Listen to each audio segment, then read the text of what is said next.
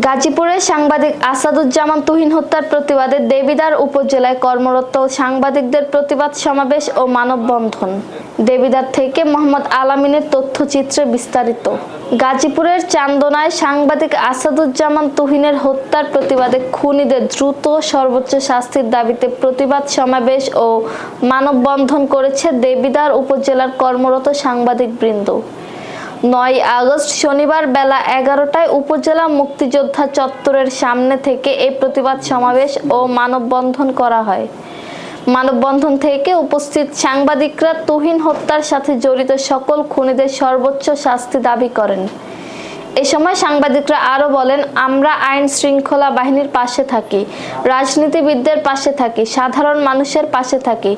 আমাদের পাশে কাউকে খুঁজে পাওয়া যায় না, তারপরেও আমাদের কলম থেমে নেই, সর্বদা কাজ করি দেশের জন্য।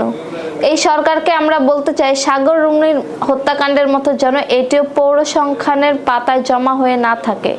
সাংবাদিকদের নিরাপত্তার জন্য সাংবাদিক নিরাপত্তা আইন প্রণয়নের দাবি জানান।